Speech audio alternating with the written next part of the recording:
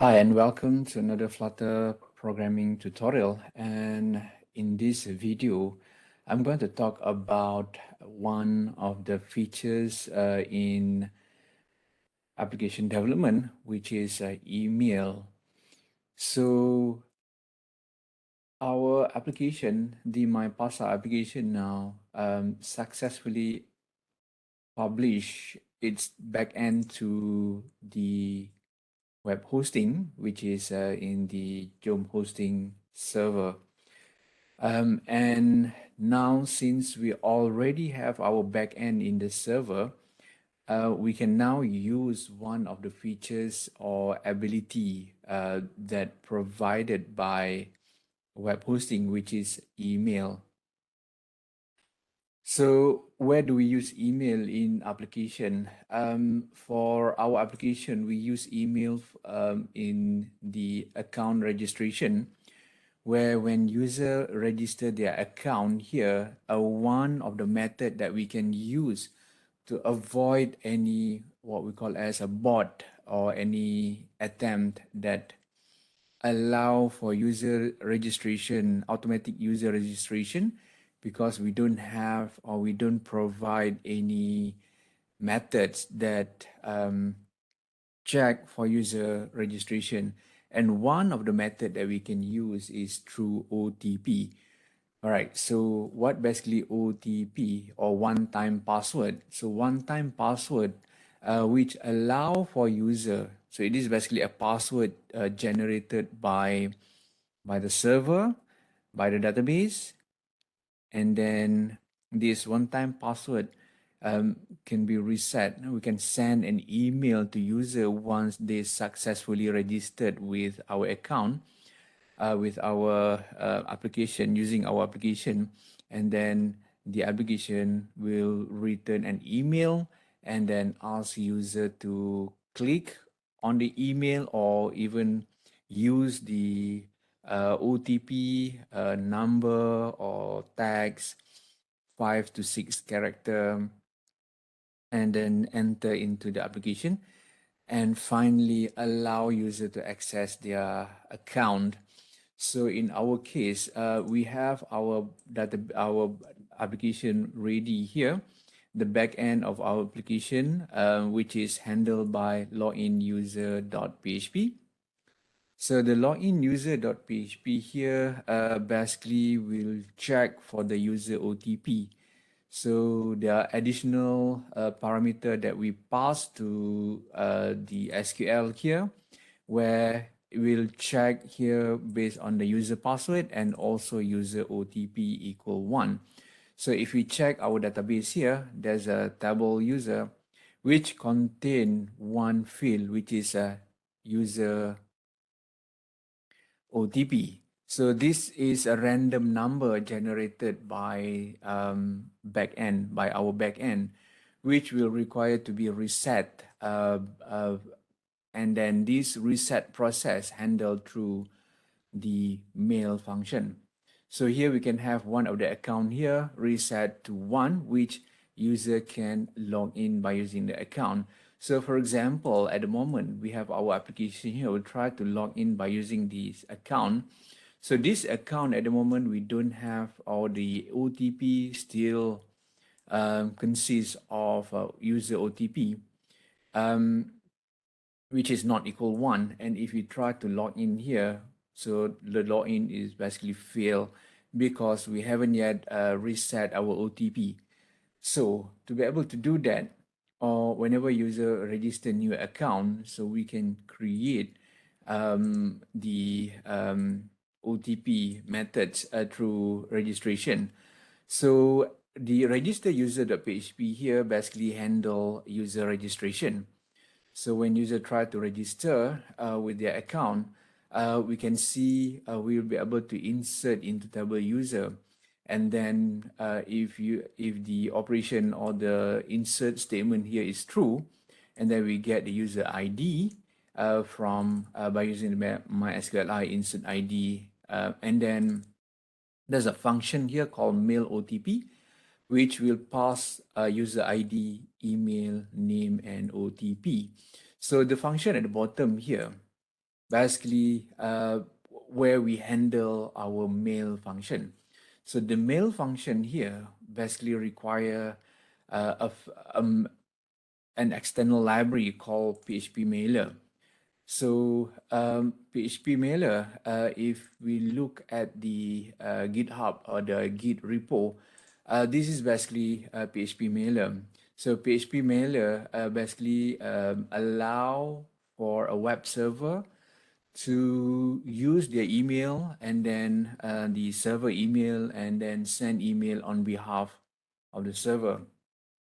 So you can read their documentation here. There are two methods available for to be able to be used for our application. Here, if we want to use by using Composer, okay, we can just add the PHP mailer and it will automatically do everything for us. But our application require manual method, which will require the following statement to be included into our backend. So the first thing that you need to do is that you need to download this package and make sure that you have successfully download the package. And then later you need to upload to your server a root directory. So in my case, I use root directory. So as you can see here, PHP mailer available in the root directory. So you can upload the folder and then later on unzip and put it into the server home directory. Actually, you can put it anywhere. But in my case, I use, as you can see, this is my server directory. And this is basically the PHP mailer directory, and the inside PHP mailer contain all the files that we zip downloaded from here. So this is basically the same. So make sure that you have all the files of PHP mailer available in your root directory, and then through your application here. So whenever we wanted to use a PHP mailer, what we need now is to include the following, and you have to put this at the beginning of your script. You cannot put like here or somewhere else. So you need to put it here and then make sure that your directory, okay, your home directory to the PHP mailer correctly defined here. So in my case, I use home4/6/PHP mailer. So this is the folder that I put it inside, and make sure that all this directory, all this file basically available based on this directory. Up here, there's no need for you to change. And then the rest is basically just follow the mail function. So the mail function here, as you can see, this is basically variable subject, variable body. This is HTML body, where we can just write our HTML script, and then this is basically the HTML text that will be sent to user. So you need to craft this, or you need to build this HTML. Like for example, in my my Pasa application here, so we have welcome to my Pasa, dear, the names, and then thank you for this, and then you can just just create. So I'm using a verify account PHP, so which I'm going to show later, and then with the user ID and then the user OTP, and use those information to reset or to set the OTP to 1. All right, so this is basically the link that user will receive, and at the bottom down here, all right, so here we have PHP mailer itself. And in my case, so don't worry, I'm going to remove all this later on. So I'm not going to use this. So this is just for explanation only. And this is the domain mail.slumberjay.com SMTP. And then this is the email that I have. And this is the password that I will remove later on. So I'm not going to use this password later on, but for the sake for the use of this video, I'm going to show this. And SMTP secure, this is all the setting required for PHP mailer to work. And you need to create an email with this parameter, right? And down here, the recipient, so who's going to receive, oh, sorry, in my case here, the recipient, yeah. This is set from, who's basically the sender, and at the bottom down here, the recipient. Okay, so this is the sender, this is the recipient. And at bottom here, don't change anything. And use this function, mail OTP, which is available once we successfully insert or register a new user into the database. So I'm going to demonstrate how this is being done and how we can use mail OTP to reset user account. All right, so this is when user do the registration here. And then I'm going to use a temp mail. So this temp mail basically allow for us to create um, temporary email, which is very, very useful for our application. And you can check the temporary email that's sent by our server. So let me just quickly use the information here. So we have this temporary email that we can use. Let me start with the simple user registration. Let's just put a simple name, Kemo J O email. So we're going to use this email for registration. Paste the email and then phone number. So you can just put any phone number here. It's nothing much. And then password, just use ABC123. ABC123, and then at the bottom password also the same, C123, and then agree with terms and register the account. Yes. All right, so success. Please check your email for verification. So now we're going to wait for the email to come in. It will take a while, but usually it's quite fast. And this is basically the email that we use from temp mail. So wait for the email to come. So now you can see the email is now available. So my PASA V2 mail notification, my PASA account verification. All right, so when you click on this email, incoming email, so you can see the details. So this is basically what we have from this body section here. Okay, so we have the body section. Dear Kimojio, thank you for registering your account with us. To complete your registration, please click on the following button. So this is where you have your verify your account button. Once your account has been verified, you can open the application and log in. All right, so let me check the database first, and then let's see if we have the data already. So let me refresh our table through browse here. Now you can see there's a new entry there, and then you have your OTP 64514. Okay, so now from the tab mail, so when user click on this button, so what we have at the bottom down here, there's a verify.php, user ID 13 and OTP 64514. So when user click on this, the OTP will automatically reset. So let me just show you quickly verify.php, which is available from my PASA. Let me just, my PASA, check on that. This is verify.php. And inside this verify, inside this file, this is basically just a very simple PHP. So include a database connector, get the user ID, get the OTP, and then verify first that the user ID and OTP basically match, and then get the number of row. And then once we get number of row more than 0, so we reset the new OTP with 1. So now we can just use update table user, set OTP to new OTP, and where user ID is equal user ID. And finally, execute and then show an alert. You can now log in through my PASA V2 app. So if I click on this button, I should receive this simple pop-up. And then you can see successful. You can now log in through my PASA V2.